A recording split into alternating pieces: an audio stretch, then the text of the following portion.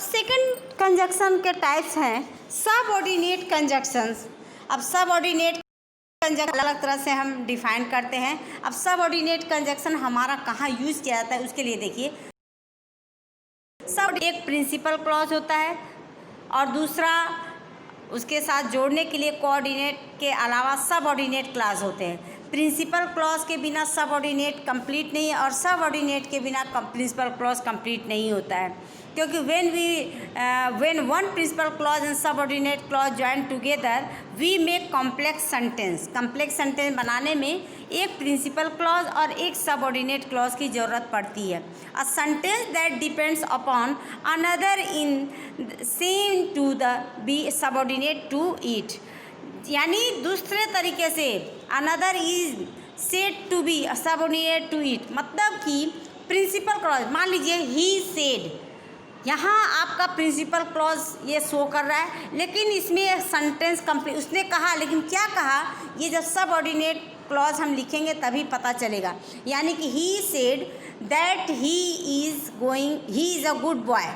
अब that he is a good boy आपका subordinate clause है, इसलिए without subordinate clause principal clause is incomplete, इसलिए हम यहाँ प्रिंसिपल क्लॉज के साथ सबऑर्डिनेट क्लॉज को जोड़ते हैं। और सबऑर्डिनेट कंजक्शन को हम कितने तरह से डिवाइड करते हैं। सबऑर्डिनेट क्लॉज में be classified according to their meaning as explained below. उसके मीनिंग के तौर तरीक़ों से ही इसको हम यूज़ करते हैं।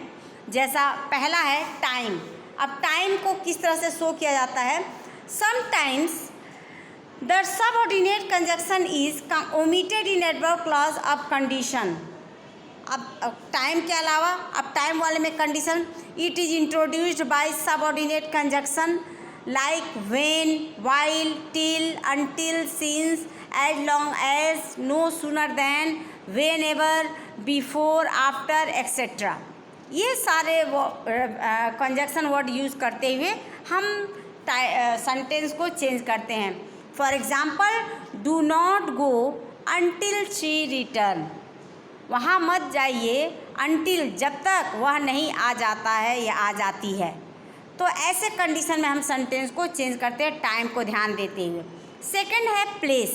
It is introduced by the subordinate conjunctions like where, wherever, which, wheresoever etcetera. ये वर्ड यूज़ करते हुए हम प्लेस को भी शो करते हैं। For example, go back from where you come.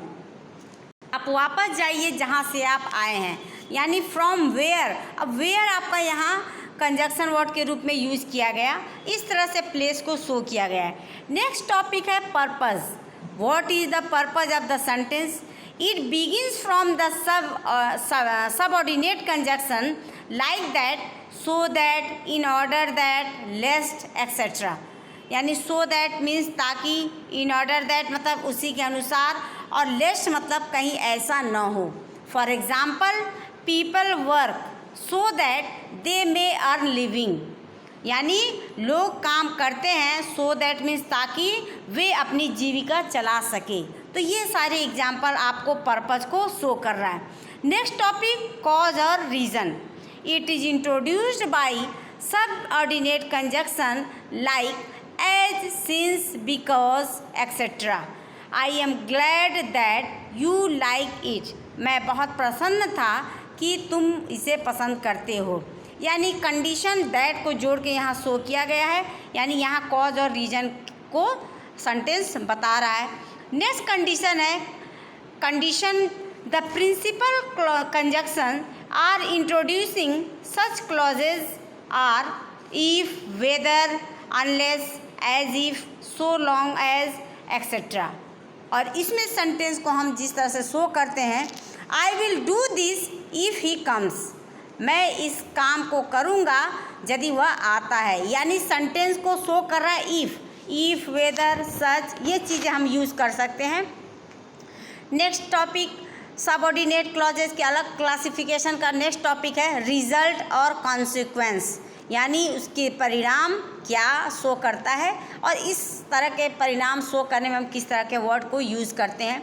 This states what has happen or may happen as a result of the action in the principal clause and the conjunctions are.